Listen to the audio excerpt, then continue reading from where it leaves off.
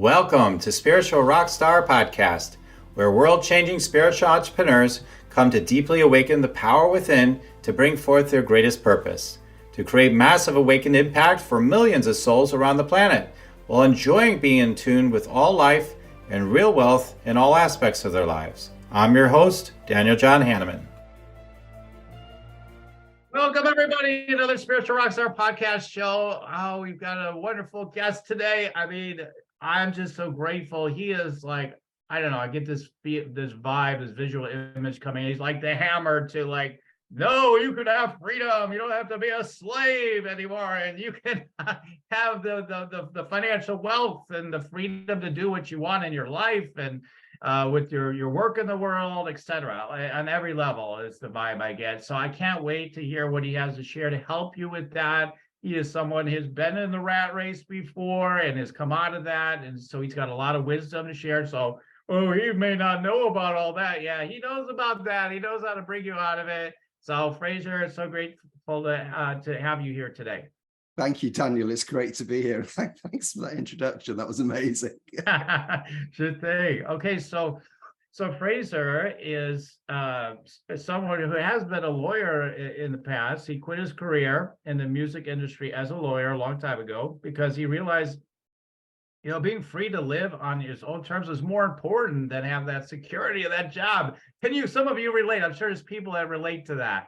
However well paid and glamorous, you can have all the trimmings and everything, but how about that freedom? Since that time, he's built a number of companies from scratch, selling or franchising several along the way. So he's built some amazing things from this space. It's been a roller coaster ride. Of course, we hit challenges. There's the ups and downs all around, and he's learned the hard way what works in business and what doesn't. He's a keen student of psychology, philosophy, and personal development. In 2022, he founded this Freedom Code, a membership site that helps guide people step by step on their journey to quit their job, escape the rat race, and create a life they love. Here's something that to the people. Oh yeah, and here's something we share. You love tennis. You're a key tennis player, devoted cat dad. I'm a cat dad too, and a massive Bowie fan. Yeah, I love Bowie. I'm probably not a massive fan, but I think you can see behind me. There's some picture discs there. I've got pictures all over. I've got signed photographs, posters from the exhibitions, signed album covers, everything all over the house. Massive fan. Cool. Yeah, well, I love his vibe, and my guess is that you resonate with him. I'd love to know why you resonate with him.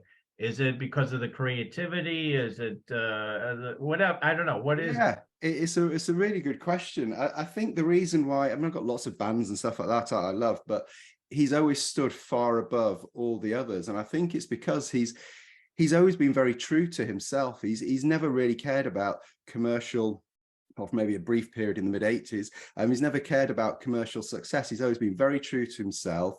He was self-educated to a large degree. He did go to art school, but he always kind of just read lots and lots of stuff. It was like a magpie, picking ideas up from everywhere, translating it, and just coming up with, it was just constantly changing and evolving. I mean, he invented the word like the phrase pop chameleon was invented to describe him. And then people like Madonna and Lady Gaga have kind of picked up on it a little bit, changing. But I don't think he did it purposefully. He was just following his interests the whole time.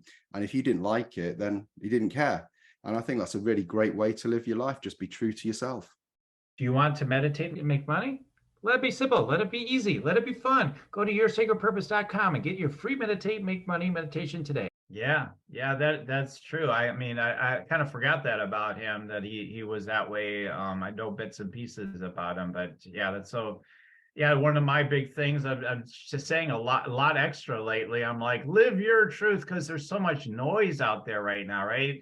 Do it my way. No, do it my way. It's about lifestyle, which maybe you talk about that too. But I don't know about, there's like all these plastic ideas, like have a lifestyle, work hard, maybe is another model. Be as lazy as possible is another model. Maybe it's fine for somebody, but I think it's like live your truth, whatever that is. Don't give in to these so many models unless it supports you on your own living your own truth, right? So we've got to release these programs like that people keep buying into. Oh, let me just go into that, and we're never free because we're just keep doing like what we're being told to do I, by these people that say this is the way to go. I agree. I mean, it's actually not that easy to decide what it is Yeah. that you want. I mean, you're conditioned by your parents, by teachers, by your peers.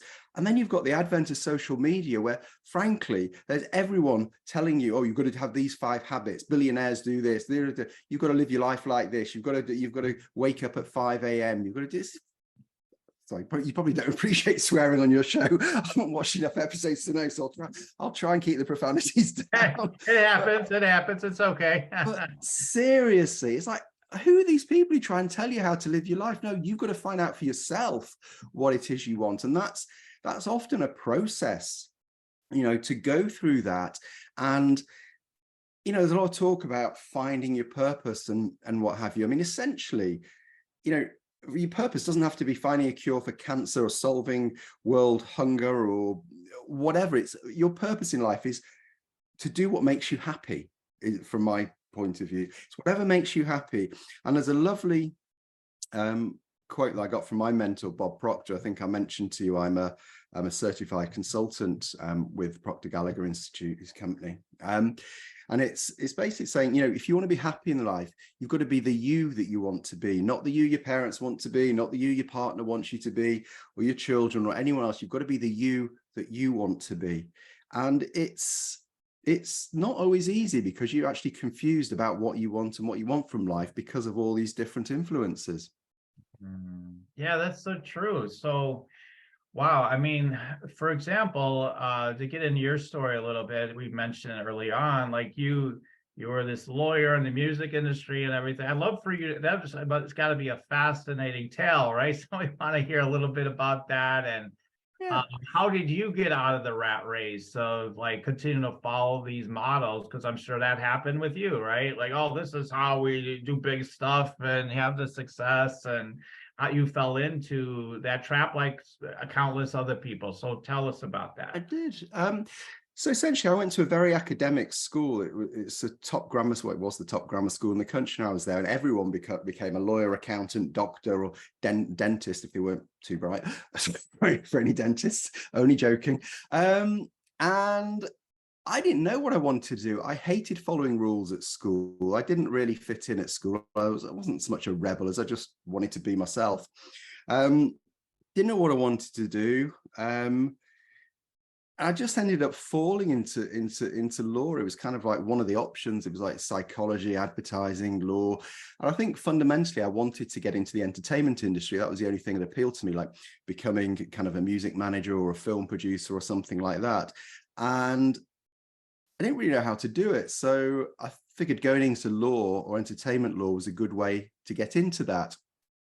Or at least I convinced myself that was true. So that's what I did. I got a good degree. I went to law school. I did well there. And I got several offers from good law firms. And so I joined an entertainment law firm, possibly because they gave me a large sum of money to go around the world for 12 months as well, where I had the most amazing time. Yeah. But then I got back and I realized I was about to start my life or career as a lawyer. It was almost like I felt like my life had ended. I can literally remember a really deflated feeling when I arrived back from Los Angeles at Heathrow. I'm just thinking, my God, I've just had the most amazing 12 months of my life. And now I've got to go and buy some suits and go to work at 8 o'clock every morning. And it was just awful. And I realized very quickly it wasn't going to work out for me. I mean, within the first month, I thought, this is not a life I want. I looked around at the people you're meant to aspire to be like, the partners and what have you in that firm, and they just looked stressed and tired and unhappy. Half of them were getting divorces because they never saw their spouse. I just thought, this isn't really the life for me, but I didn't know what else to do. And, I was earning a lot of money, had a mortgage to pay by that time. I'd bought a flat in London. So I stuck with it for 6 or 7 years. And then I went into a meeting with a band that I really liked. They're not a well-known band, this particular band, but I really liked them. And I told them in the meeting, I was in there with my boss, and I said, oh, I really love your new album. And we came out of that meeting, my boss kind of took me to one side and he goes, Frazer, he goes, love isn't a word that lawyers use. And I was like, okay. And something just, I mean, it's a fairly innocuous comment, but that just triggered it. I thought, what am I doing here? I can't spend my life in a career where I'm unable to express passion or anything like that. And I mean, you know, being a lawyer is great in some ways, or especially in the entertainment industry. There are lots of free parties, backstage passes, all that sort of stuff that you would expect, but nothing like that could really compensate for the fact that I woke up every morning and went into work hating my life and hating what I was doing and being bored. So yeah, I just made the decision that enough was enough. And so I set a deadline. I said, right, I'm going to come back from the Christmas holidays. I kind of got my ducks in a row as to what I wanted to do. Came back from the Christmas holidays and handed my notice in. And my boss he was a bit shocked, but he was fairly good about it. And I mean, he actually offered me a position to stay on as a consultant for a while, as on a kind of part-time basis, which I took him up on because it was, you know, going there and doing 15 hours a week and getting paid a reasonable sum of money helped me get my business set up. So that was very advantageous. But it's scary leaving a job like that. And anyone who's in that sort of position, who's in a career, especially a well-paid one, that you've got financial responsibilities, it's a scary thing to do. And I can remember even now, what, 23 years later, sitting in my flat in Camden in London, about to go to my new office that I'd leased to start this business. And as I'm walking out the door, I suddenly just this whole well of anxiety and panic just swells up in me. And I had to sit down and breathe into a paper bag for my girlfriend standing over me, really concerned. She thought I was having a heart attack or something. Breathe into this paper bag, trying to calm down about 15 minutes because the enormity of what I'd done just hit me.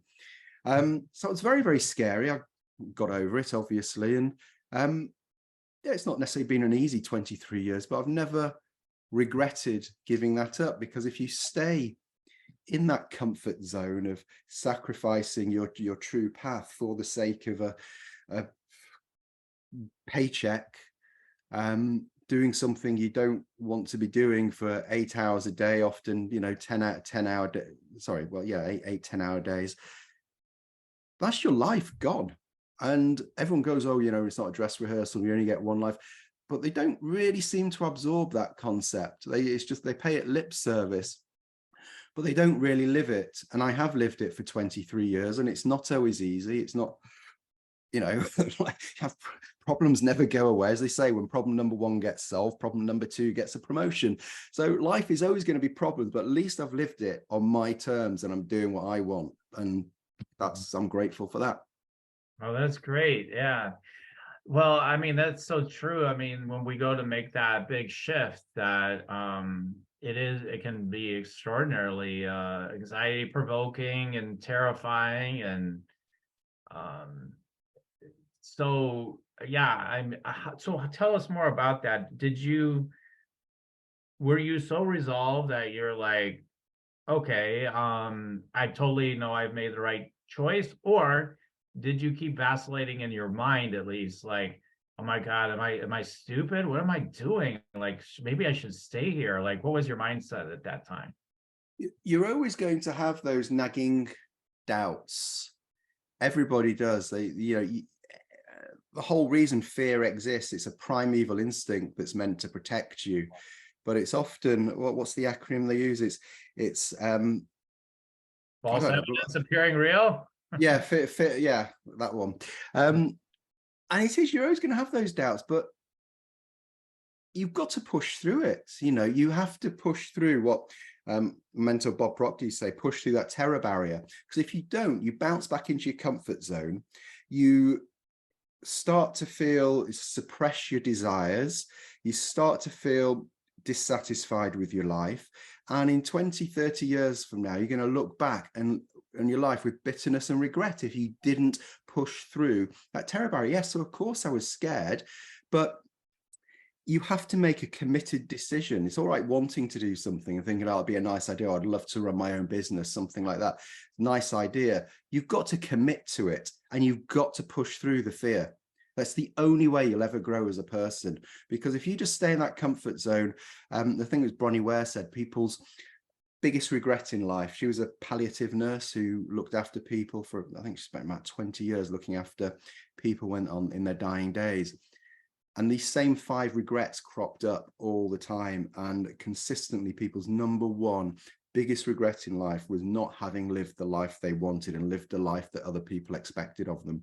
And I think that's the worst thing you can do. So you have to push through the fear and do what you have a strong desire to do. If you don't have a strong desire to do it, and you're quite happy in your job and you enjoy your work, that's fantastic. I'm not saying it's right for everybody, but for me, it was. I had to live life on my terms, on my own terms, and that's what I do. I help people, other people who feel the same way. That's interesting. So this, so the frame you're talking about is this idea of pushing through the fear, which is a slightly different. Usually, people just say, "Look, you gotta get out of your comfort zone." You hear more of that drumbeat more than the idea you push through the fear. So when you say push through the fear, what does that mean exactly?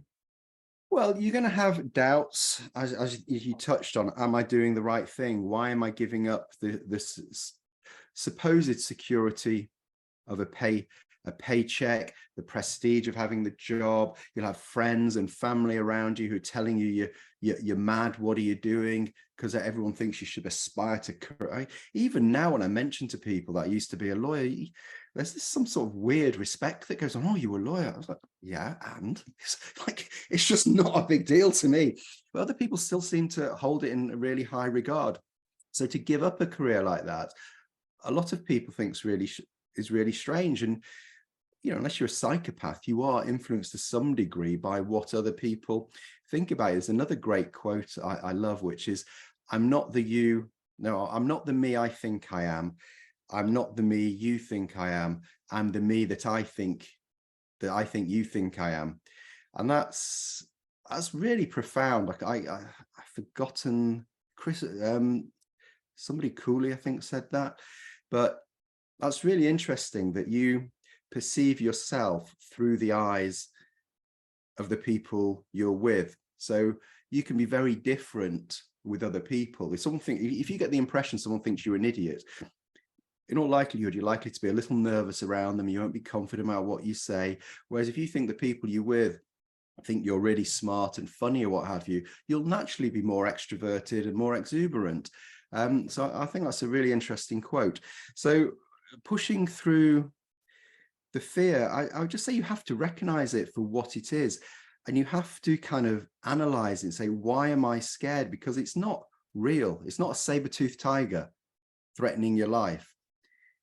And I go through these exercises with my clients. It's like looking at writing down what you're actually scared of, what's the likelihood of it happening, what's the worst case scenario if it does happen. And then you look at, because the only way to overcome that fear is by learning about it. So, for example, if you want to start a new business and quit your job and start a new business, that is scary because you've never started a business before. So how do you overcome that fear? Well, you learn about what makes for a successful business. You learn the practical steps of setting up a business.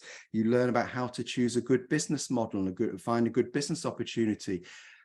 And you learn what you need to learn, and then it builds confidence in you, and that confidence helps you overcome the fear. It's not that difficult. You just have to start doing that rather than going, oh no, I don't know how to do it. I often use the example of driving a car. I mean, you can presumably drive, and like most 17-year-olds here, when I got into a car for the first time, I can still remember it vividly. Nissan Micra, with a very old driving instructor sitting next to me with dual pedal control on a dark, rainy night in January when I was 17, about the day after my 17th birthday. And I was, bunny hopping down the road. He was terrified. The driving instructor was terrified, and I was absolutely dreadful. I'm now, don't want to blow my own trumpet, I'm a really accomplished driver. I'm an advanced driver. I do rally driving. I've done police pursuit driving courses. As with everyone, though, you drive without thinking about it now. It's second nature. But at first, it was really scary and overwhelming. And how do you overcome that? Well, by learning. And people don't learn to do things because they're not motivated enough in many cases. Whereas, you know, I had a great desire, as most teenagers do, to learn to drive because of all the freedom it brings you. So I was going to pass my driving test as soon as I possibly could and do everything it took to do that. So that's kind of why desire is so important in achieving your goals, because you will hit that terror barrier. You will have to study and you will have to work hard, and you need to have that burning desire in you to push through that and to learn those things and overcome the hurdles and problems you'll face. Yeah. Yeah, the burning desire reminds me of Bob Proctor, and then what he was the everyday student out with Think and Grow Rich, right? So Yeah. like, okay, what you gotta have that burning desire and all that, which I guess that's true, but it shows up in different ways for different people. I think some people are like, I just really want to do this, you know, like it's where I think that sometimes that languaging sometimes might be a little tricky for some people. Like, I don't know if it's a burning desire, but it's what I want, you know. So how do you tease that out what you want? Because I know that that's a huge thing that keeps people trapped. Like, well, first of all, I have completely all this self-doubt. Usually people know much more about what they don't want than what they do want, like a lot of people. I don't want this. I don't want to go broke. I don't want to lose my partner. I don't want to, I don't want the, hey, Yeah, what you want, right? And they're making a big mistake by focusing on what they don't want to start with, as I'm sure right. you know. Um, yeah, it goes back to what we were talking about earlier. It's like finding out what you want, and there's a great little exercise I teach my clients through called the 3 most important questions, which is, you know, what are the things you want in life? How do you want, what do you want to achieve? And how do you want to serve other people? And if you answer those sorts of questions, I can give you a very clear indication as the direction you should be going in. Mhm. Yeah, I think one of the traps these days I've known for myself, it's been a trap, something that can divert my attention and make me wonder. Um, is like, well, if we get down to like a job, like this idea of having a job versus like doing the entrepreneurial thing, I've seen people cycle. I'm backtracking now. I was going to go to another idea, but I'm not thinking like actually the people who are leaving jobs. Let's say they're like, that's it. I'm going to push through the fear. Let's go. All right, I'm going to learn everything. I'm signing up for courses. I'm doing everything I know to do, and then they stack up 70, 80, 100K in debt sometimes. I've seen it again and again. And then they're like, well, I'm still not making any money in the business, really. That's not that great. And I guess I'll have to go back and get my job and maybe do this on the side. And that's fine. I'm just saying, like, they run into that. And then sometimes they never really get out of that pattern. Like, they just stay stuck there, right? So, what would you say to somebody that has had that burning desire, but then they didn't have the success? They turned back because of financial concern, and now they're trying to break free. So how what would you suggest that someone in that position do if they truly do want to go with their burning desire, but now they've kind of given up a little bit temporarily? Yeah, I do know people who've been in exactly that same scenario. In fact, I've spent 6-figure sums on various programs and seminars and stuff like that. There's several points I'd like to make there. Hopefully I'll remember them all. First of all is, a lot of people don't realize how much stuff they actually know already. I have fallen foul of this myself on numerous occasions. I buy books all the time, don't even read some of them. When I'm buying and I'm reading, because I'm just fascinated by all the knowledge that it contains. If you want to build a business, don't go spending loads of money on courses and things like that. Take it one step at a time. The only thing you should be learning about if you want to build a business is the very next step in your journey. Like, what's your current bottleneck? What's holding you back now? Right. Learn all you can about that, overcome it, progress till you hit the next bottleneck, read all you can about that. Don't start reading everything you can possibly find about things that may not be relevant to you for 2 or 3 years, because that will create a sense of overwhelm, and you will go down that path of signing up to not necessarily scam programs, but programs that may not necessarily work for you, that are very, very expensive. I mean, what was it in Good Will Hunting? I love it. You must have seen Good Will Hunting, the Right. film. Yeah, I believe I did. I couldn't quote anything from it, but I Well, probably did. there's a line in it. I don't know it off by heart. Matt Damon, who plays Will Hunting, says it to one of the snotty-nosed college kids. He goes, "Yeah, well, at least I'm not 150 grand in debt from a college education I could have got for $1.50 in late library fines." And all the information in the world is available to you basically for free, especially with the internet. In public libraries, you can get any book you want for free, or books are cheap on Amazon, and the knowledge they contain is priceless. So just progress one step at a time. Learn what you need to do to get to the next level. Don't start trying to be 5, 6 steps ahead or 10 steps ahead of where you need to be. Just focus on where you are now, and take it easy as well. Starting a business is tough. Don't go and quit. I mean, I sort of did it, but I was pretty young, had very little financial obligation.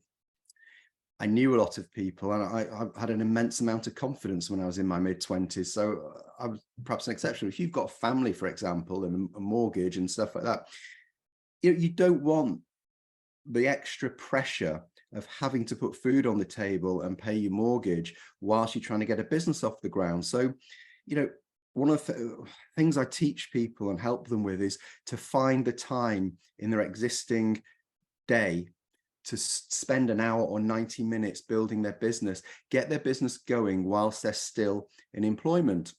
And only when they've started making revenue from that business and they're confident about it, should they leave their job. You don't want to just tell your boss to stick it straight away, however satisfying that may sound to you or appealing it may sound to you. No, do it sensibly. Build up your business while you're still working, build up a financial cushion of, say, 6 months living expenses before you make that leap. But put time frames on it. Say, right, I'm going to save that money in the next 6, 9, 12 months, whatever it is, and I'm going to get to the business to this the stage where it is generating sales in that time. And then you're focused. And as I'm sure you're aware, and you teach your clients, when you're focused on something, things start to happen around you. It's like this synchronicity that goes on, that people and events and opportunities present themselves that you couldn't possibly have imagined happening before. But they only happen as you progress. As the Chinese saying goes, when the student is ready, the teacher arrives. Or Steve Jobs said, you can't connect the dots moving forward, only looking back. It's the same principle.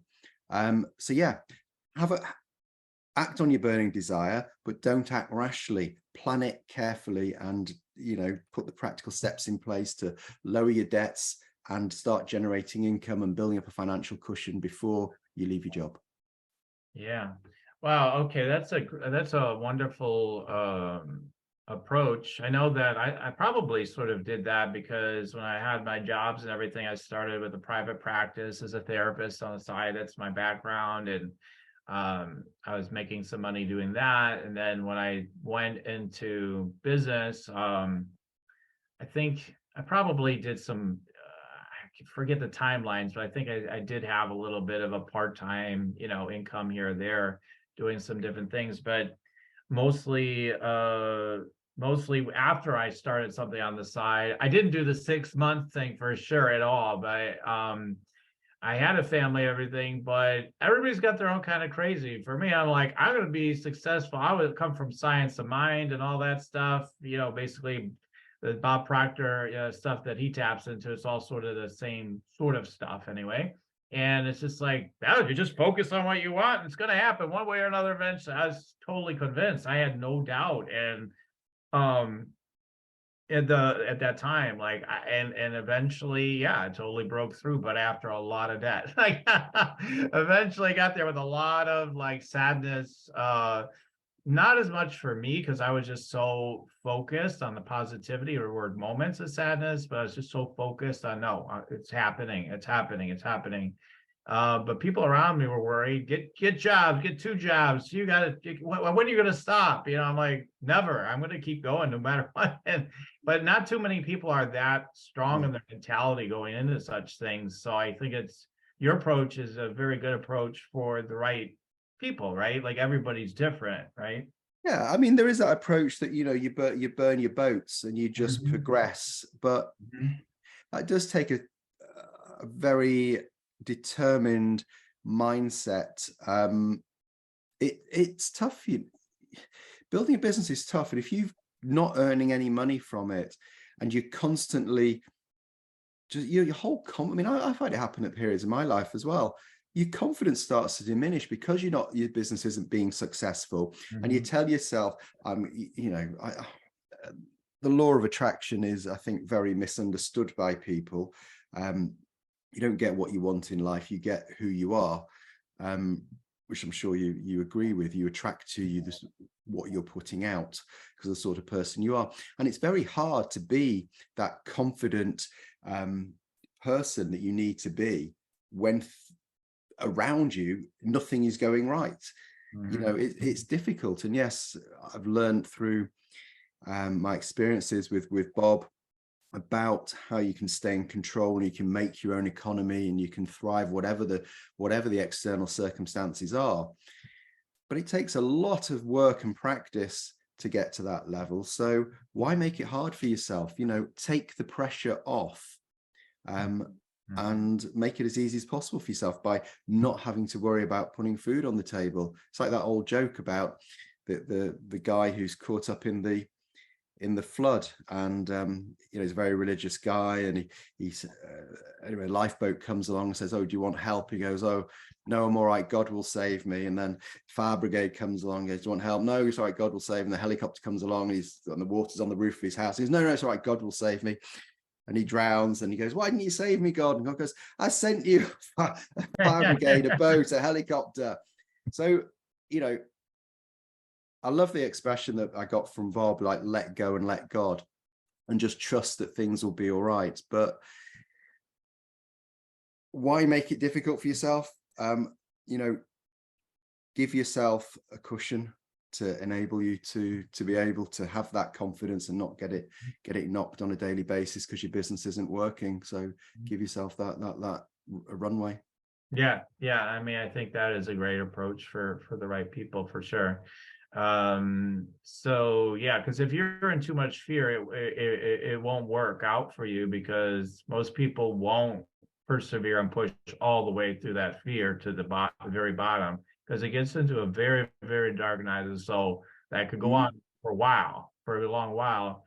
Most people aren't willing to do that. Just quite frankly, most people will give up. They will tap out. So I think, yeah, for not to make one better than another, but I'm just saying, like, most people won't be willing to do that, and then they won't manifest the business they want because their confidence is so eroded, and they just can't break out of it. So yeah, I think that can be a very sensible kind of way to do it, for sure. And like I said, in a way, I sort of did it that way. Half sort of did it that way. Then I just went crazy. Burn the boats. Let's go. So yeah. No going back. Right.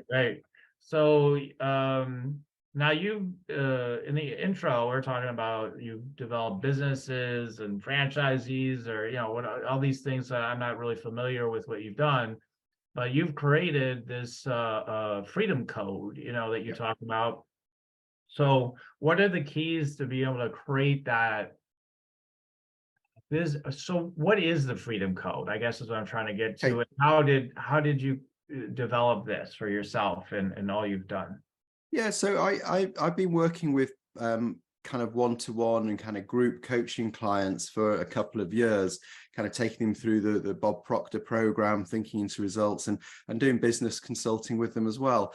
But my programs were running at between $6,700 to $10,000 for a 6-month program, and a lot of people coming on it were either struggling to afford it, and they were putting it on credit cards and things like that, and I just didn't sit well with me. I mean, one of the big lessons I teach people is get out of debt as fast as possible and stay out of debt. And I couldn't, in all I couldn't justify expecting people who I knew didn't have the money available to afford it to put it on their credit card. It just didn't sit right with me. So I kind of started learning about membership sites. So I thought this is a really good way to do it. So rather than charge $6,700, $10,000, people can just pay a very low monthly fee, join the membership site, and it basically guides them through their entire journey from, you know, quitting their job, transitioning out of their job is probably a better expression, finding the right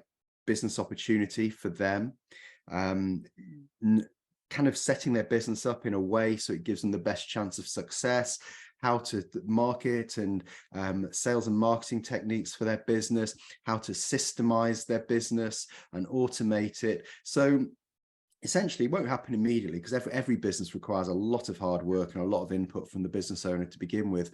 But after maybe 3, 4, 5 years, that business can be run on autopilot. It's pumping out money. It's an asset that's producing, if not passive income, then largely passive income for the business owner, and what he earns is not dependent upon the time he is putting into that business. He's created the systems to make that business automated. So that's the whole crux of the membership site. It takes people through that journey, and then it actually goes on from that, but it's probably 18 months on at least from starting that, where, you know, you're earning this excess money and you start to invest it to create other additional revenue streams and more passive income streams. So this is all about, you know, creating a life where you don't have to work and you can live outside the rat race and create, you know, live the life you want to live. Now, some people, they may want to earn millions.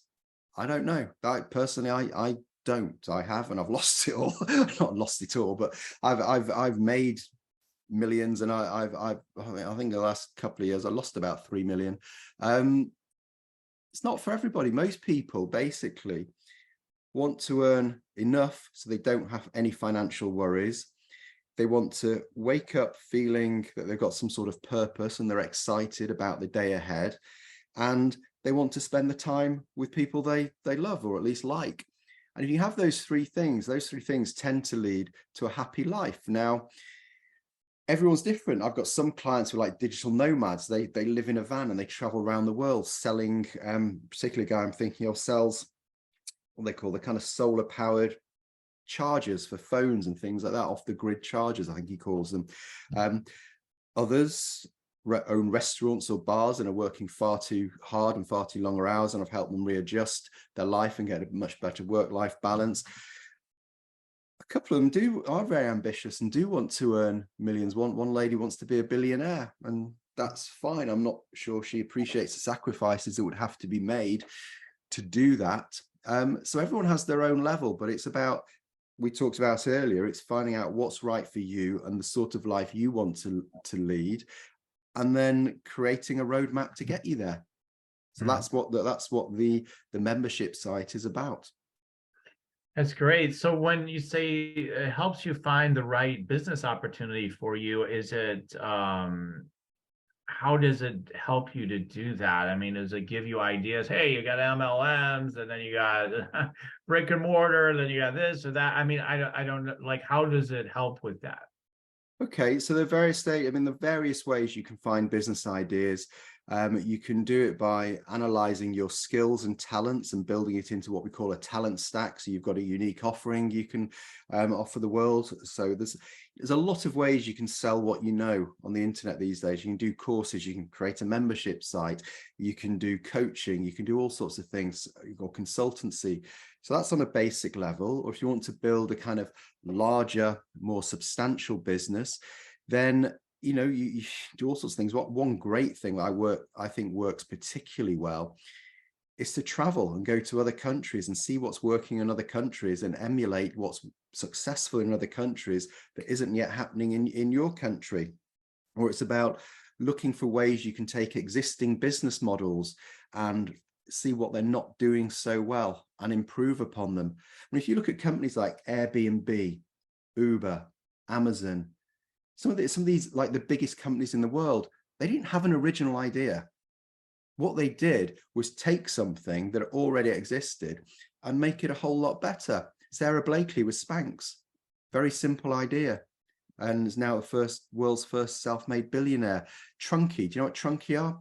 Trunky is? It's a No. it's a suitcase on wheels for kids that their parents can pull them along in the airport in.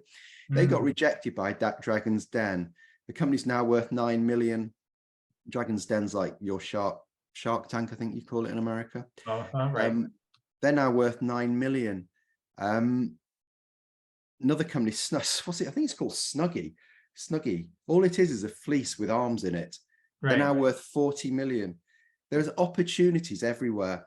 And one thing I learned way back from a book called The Midas Method was this affirmation or mantra that I still do, but used to repeat to myself endlessly, which is the whole world, I can achieve anything I want to. The whole world of opportunity is open to me. And if you start to repeat that and start to see the world from a slightly different perspective, you will see opportunities everywhere. I mean, there's a company called Rocket Internet. And going back to that traveling idea, Rocket Internet has a turnover of about 2.5 billion, or maybe they're worth 2.5. No, I think they're worth 2.5 billion. But they've got about 200 different startup companies that are all carbon copies of company. They're a German company, carbon copies of companies from America that they basically replicated over in Europe. Mm-hmm. So there are plenty of ways to find business ideas. We teach people how to analyze those business ideas to make sure they have the best chance of success, because a lot of businesses do fail. So the things you need to look at are, what's the barrier to entry? How difficult is it for someone to emulate your business model? How much can it be leveraged using human resources or software? How much demand is there? Because as Bob Proctor says, the law of compensation states that you will be rewarded in accordance with the need for what you do, your ability to do it, and the difficulty in replacing you. So all those three things need to be taken into consideration when you're starting a business, especially the need for what you do. You talked about network marketing there, or franchising. You can make a lot of money with those sorts of businesses. They have lots of advantages because you've got a proven business model and it is working for people. And if you do the work and you are good at it, you can make a lot of money. The big downside of them is you have very little control over your own destiny. So it's not something I would want to do. I would say if you're going to be a true entrepreneur, you want to create your own franchise and sell it rather than be a franchisee. But it's often a good starting place for people to learn business. So I wouldn't knock it. And then the biggest one of all is the ability to scale, which is why the internet has been a game changer, why the most valuable companies in the world all have the ability to scale their product, especially ones that don't have a physical product, but scale their customer base globally at virtually no cost. I mean, it's just astonishing what a game changer it's been when you consider how, well, you take the seminar industry, for example. If you wanted to run a seminar for kind of, stock market trading or personal development, something like that, 10 years ago, probably was even 10 years ago, or maybe 12 years ago, you had to hire a hotel room, market it in the local newspaper, or flyers or direct mail, very, very expensive. Get people into a hotel room, again, expensive, coffees, teas, maybe refreshments. You're very limited in terms of how you can scale that. You may be able to fit 100, 200, 500 people in a room, but it's not much. Then if you wanted to scale that further, you could bring in an audio-visual crew. You could record it. You could make DVDs. Hundreds of thousands of dollars later, you can do all of it. big investment. I remember Bob Proctor saying he did go broke hiring a boat for a conference that, a personal development trip that no one turned up on. They wasted hundreds of thousands of dollars. So these days, with the advent of streaming, and it's, like we're doing now, I mean, I watched a Tony Robbins seminar last year, filmed in the basement of his house, probably with one camera, 80,000 people watching it, 80,000. I think it was about 500,000 that would have watched the replay. So it's been a complete game changer for companies that can scale like that, and ones without a physical product, even better. And that's what can create great wealth. So the more of those elements you have within a business, the more likely it is to be successful. Wow, that's amazing. So you have a lot of business knowledge that a lot of people don't bring into the mix.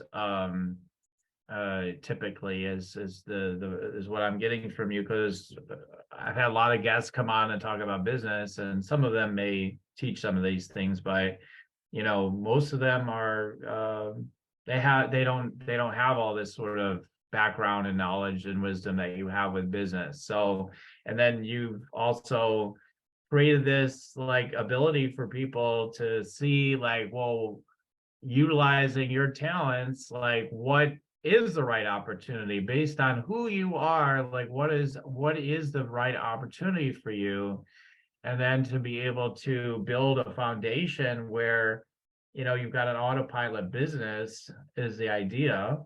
If you're able to achieve that in max 3 to 4 years, I want to say, but I'm always like, let's do it quicker. But like in max 3 to 4 years, we have that, then the idea of like, man, I'm going to leave my job, or I'm going to leave what I'm doing currently, even if it's a business, like that becomes a lot easier because you already have a financial base that's happening on autopilot now, because you've set that business up, and you could either continue to scale that, or now maybe you could start doing more things that you want to do. Maybe you want to do more live interactive things or one-to-ones and more of those things. Who knows? You have more and more whatever you want to do, right? You have more freedom, right? People want a quick fix, and you see all these gurus on the internet promising you can be a millionaire by this time next Tuesday and stuff if you just follow their system. Yeah. And it's rubbish. And for a start, if they're selling anything like that freely on the internet, that whole barrier to entry thing has just dropped, and there's so many people piling into it, you will never make any money out of it. But any business, certainly in my experience, I mean, great, if you're some 18-year-old whiz kid who's invented an app that some big internet company picks up for millions of dollars, 3 weeks after you've set it loose in the world, then fine. But that's about as likely as you becoming a Cristiano Ronaldo or another top footballer. There's only a small percentage of people that are going to be your pop stars, your best-selling authors, what was I saying, for movie stars or what have you, tiny percentage. So really your best bet of having that money to create a business, to live the life you really want, is by being an entrepreneur and creating what I call a freedom business, which fits the criteria of what we just touched on. But it's not easy. It's not going to be easy for anybody. It never is. But if you consider the alternative, you work really hard for 5 years, say, and it may take longer, it may be quicker. You work really hard for 5 years to set that up. Well, it's 5 years. What's the alternative? Spending 30, 40 years in a job you hate, right, in a soul-sucking, soul-destroying job, trapped in a cubicle, doing something you don't like, or really going for it for 5 years and working hard and setting something up that then enables you to spend the rest of your life doing whatever it is you love doing. For me, it's, as I said, playing tennis. I love power boating. I love cooking. I love rally driving. I love sitting in the garden, reading a book, playing with my cats. That's when I'm most happy, to be honest. And that doesn't even cost me any money to do that. So, you've got to a lady I mentioned earlier wants to become a billionaire. I mean, that's fine, but that doesn't happen overnight. It takes an awful lot of work. And like Elon Musk working 70, 80-hour weeks for years and years. I don't want to do that. I have no inclination to do that. However interesting I find my work, and I do like it, there are other things I'd like to be spending my time doing as well. Right, exactly. It's not for everybody, that's why there's only a few people that are those people, because either that's their sickness, that's what they're doing, quite frankly, or it's what aligns for their path in this world, right? That's, I mean, it's a path either way. I mean, I often think people who are that successful, whether it's your Elon Musks, your Madonnas, your tennis players like Roger Federer, or footballers like Cristiano Ronaldo, They are so driven. And I think all of our personalities in some ways are making up from insecurities and things we felt. You have to be trying to prove something to people, to be that driven, to work that hard. And there's got to be I'm not a psychologist, maybe I'm talking rubbish, but there has to be some sort of deep rooted insecurity, maybe call it, but something that's happened to you that makes you want to prove yourself to people, to really work that hard. When there is, I mean, Roger Federer, I love watching Roger Federer play tennis, as most people do. He's amazing, but the dedication to achieve that and everything he's had to give up, 8 or 9 hours a day playing tennis all your life, when there's so many other things to do. Novak Djokovic, well, I think he celebrates with a glass of wine and a bar of chocolate when he's won a Grand Slam tournament. That's it. Other than that, he's out on the beach with weights around his legs, running, whatever he spends his time doing. And he's an amazing, amazing athlete. But the sacrifices he makes to get there, who's prepared to do that? Very, very few people. And for some people, that is their joy. That is what they lights them up, and Great. And that's great, right? But it isn't for everybody. And that's one of the things why we're having you on, is to help people understand, to keep countering that programming, because it isn't for everybody, and that's what we're talking about here. So let's really dive into a bit more about this membership you're offering, so people can create this, because quite frankly, I'm already interested in checking it out. Even though I'm in business already, I want to see what you got in there. I'm like, let's check that thing out. So what do you got in this? Okay, well, I mean, it goes through, I mean, I always say mindset is 80% of success, and it's the course is released sequentially. It's a membership site, and there's different aspects of it. There's a community aspect of it. There's kind of resources, and there's extra webinars and stuff. But fundamentally, there's a program at the course. There's just one program at the moment, our signature course, and that takes you through this whole journey. So it's called Crack the Freedom Code. And it starts off with your mindset, developing the mindset of an entrepreneur, because there's no point in trying to build a beautiful house on quicksand. You have to have the right mindset. You have to, we're all conditioned to be consumers. Consuming is easy. It brings us, I'm not going to say happiness, but fleeting pleasure. Consuming is easy. Being a producer is hard. It involves sacrifice, as I've just talked about. So the first part of the program is all about shifting your perspective from being a consumer to being a producer. It's also about how we limit ourselves and we trap ourselves in invisible prisons. All the stuff I've learned from Bob Proctor, about not believing you're worth it, which hampers you, not believing you can because of the paradigms that you've lived your life by. And it's about breaking those down. It's about overcoming the fears you have and pushing through the terror barrier. It's about building up your positive self-image, your self-esteem, and your belief in yourself that you are worth it. Building up that I can belief that you can achieve anything you put your mind to. And we spent several modules dealing with that, really, and really lots of exercises to build people's belief both in their image, their self-image, and their ability to do things. Then we look at what I call supercharged goal achievement, which is how to set big inspirational goals that really drive and motivate you, but then break those down. And we use something called the Ivy Lee method, which is basically how to be really, really effective by setting 6 things to do at a time and working through them in order of priority, and the methodology for doing that. And I've seen remarkable progress in my own business from following this method, as have lots of other businesses. So that's really setting the foundation of it. And then it's taking people through that journey. It's about then showing them how to find business opportunities that are right for them, how to develop those business opportunities, how to analyze them, how to get them started, how to then transition their way out of their job gradually, and building that financial cushion. It's about helping them get out of debt. It's about sound financial management.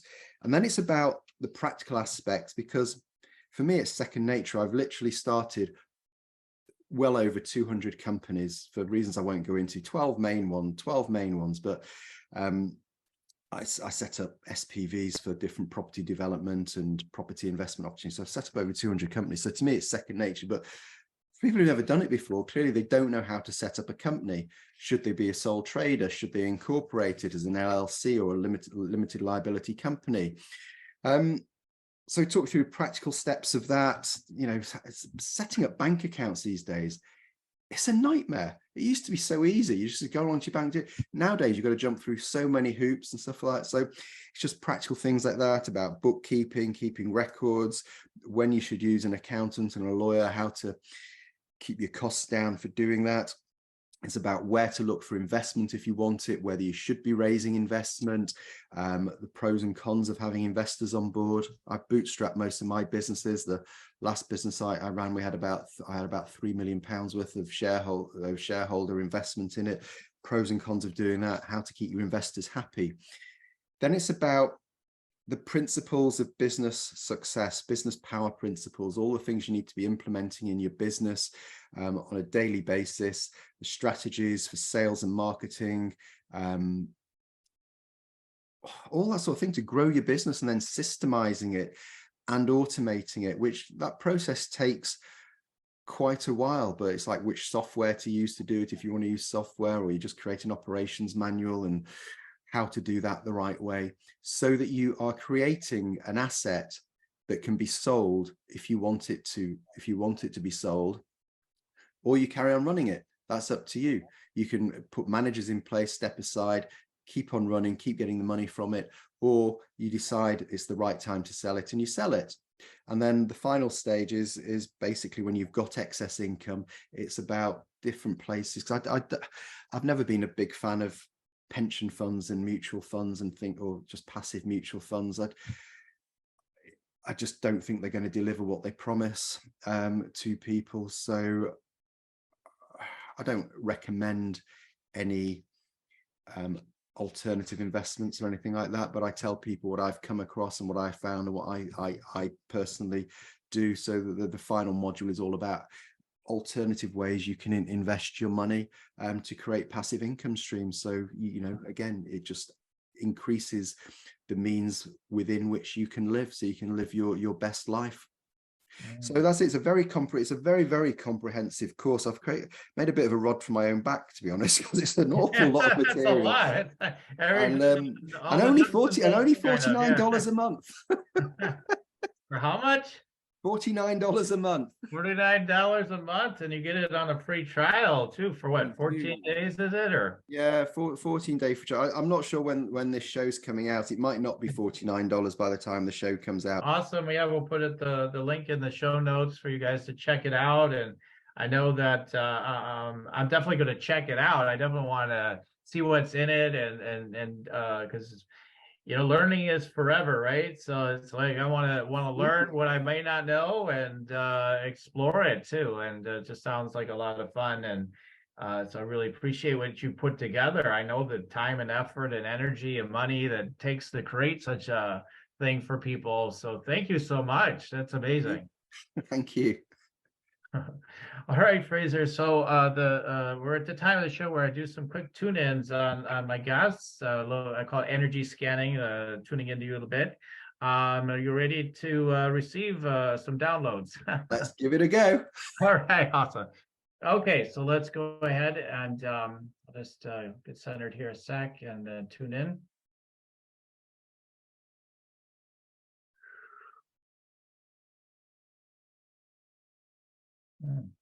Yeah, we didn't talk about like strictly like, oh, this is spiritual stuff today, right? Like, because this is a spiritual rock star. But what I see in you, and I know that you hold this energy and it probably just wants to deepen in everything you're doing.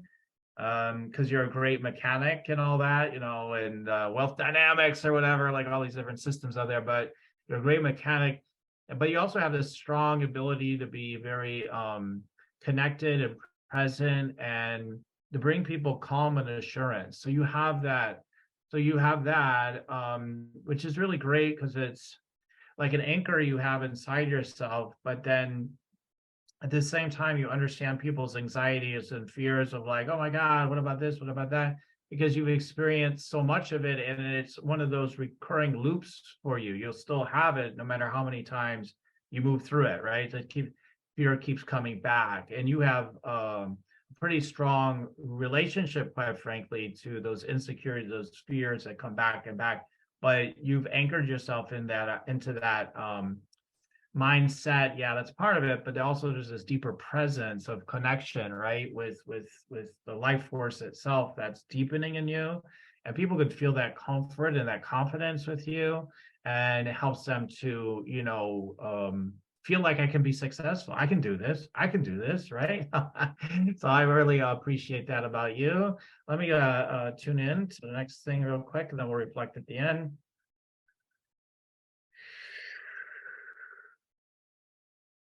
Okay.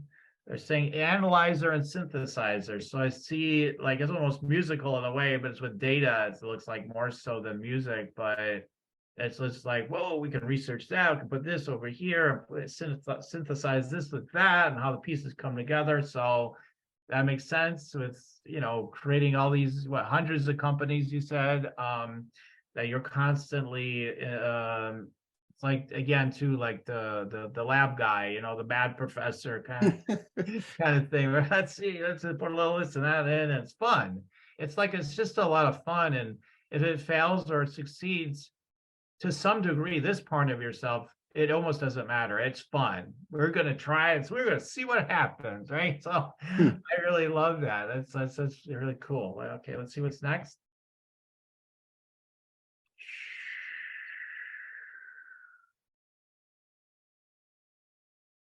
Yeah, I mean, I think you can be really spot on with people when they even have a short period of time with you, that you can just kind of see them and feel them and see, like, particularly what's the best opportunity for them in that moment. Like you said, like the next step. So you'll tune in and you'll be like, yep, my senses go this direction.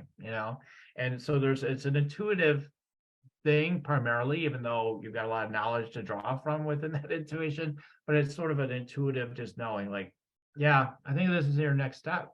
And so you could be, this is great. You can really guide like lots of people.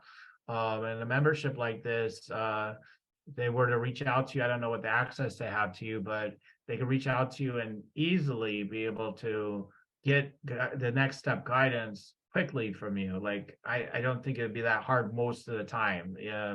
So I really appreciate your ability with that as well. So there's so many things I could share, but we just can download. So it was really interesting. Yeah, some quick reflections or thoughts. Excellent. Yeah, it's people, just to let you know that you mentioned that people do have access to me. Have good Ask Me Anything coaching sessions regularly in the membership site. So yeah, they get access to me, and I'm, within reason, I can answer emails, or there's a community in there that people can ask questions and get my input or the input of other members. So all sorts of things. Now, it's very interesting, your comment about getting ideas off the ground and not even wondering, not even being concerned about whether they work or not. It's just fun. I mean, I've always said that about myself, that I was the trouble with my last company. I kept it going for 9 or 10 years. And after the initial 2 years, I was kind of like starting to feel a bit trapped and bored by it. I loved getting off the ground and the idea of it, but actually running a company that employed 30 people wasn't that much fun at all. And it's not something I'd want to do again. But yeah, I love getting ideas off the ground. So that really resonated. Which makes this perfect, because you're helping a lot of people get off the ground. Oh yeah, that's what I thought. I thought that's really what I'm good at. So I was essentially using that talent stack method that I touched on earlier, thinking, right, what have I got that I can help other people with? What do I like doing? What am I good at? And that's another reason why, I created this membership site. So yeah, helping people to do that. Yeah, perfect. Awesome. So guys, definitely join his membership again. We'll state that again, because now that you've seen what I've seen, because you guys are intuitive, you can see it too, right? You feel what I'm saying is correct. This guy is wanted to revolutionize things for you and so many people to get into business. He's a deeply heart-centered guy. He wants to just help people. He sees the opportunity for so many people, and he can help you with that. So definitely take advantage of that. If you want to check me out, you go to yoursacredpurpose.com. If you want to check me out as well. And take advantage of the ability for me to tune into you if you're a light leader that's a high achiever, and you want to really rock. You want to take your work to a really high level. You have a big burning desire or mission to bring it into the world. There's a Rock Your Sacred Purpose energy scan consultation where I listen to where you are in your business and sales and all that. We tune into your energy and look at your structures you have in your business currently. And I help guide you to what I sense might be your next steps and to support you at that. So check that out at yoursacredpurpose.com. That is a paid kind of thing. You need to invest in it. So if you're not ready for that, you're not ready for that next step, you could also gain the free meditation, Meditate and Make Money. Takes 18 minutes to just soak in great energy, open your chakras, get your downloads, get connected with vibrancy of abundance and money each day. And you just find, like, if you like anything else, you continue to do it, it's going to bring the results. It's going to bring you in that energy where money just, wow, things are happening in my business more now. So that's what I've heard from people. So check that out as well. The free Meditate and Make Money meditation at yoursacredpurpose.com. All right. So Frazer, we're going to go ahead and start to wrap up now. So do you have any last words for everybody today of wisdom? Any words of wisdom? Well, that's putting me on the spot, isn't it? Are you going to be wise? Who knows?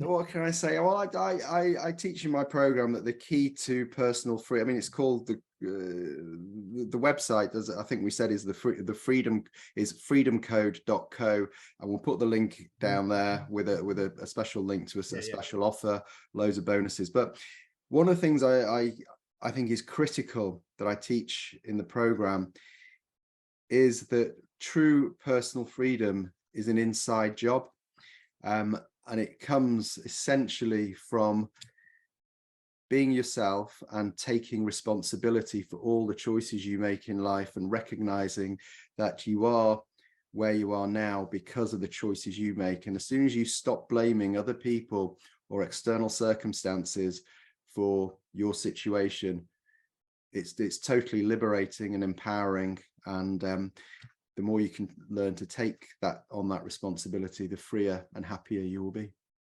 Yeah, absolutely. Yes. Okay. Thank you so much. That's an amazing piece. We could talk a long time about that one too. That's a real master key right there. So Frazer, thank you so much for being on the show. It's really amazing, really awesome. Well, thank you very much for inviting me. I really appreciate it. Thank you.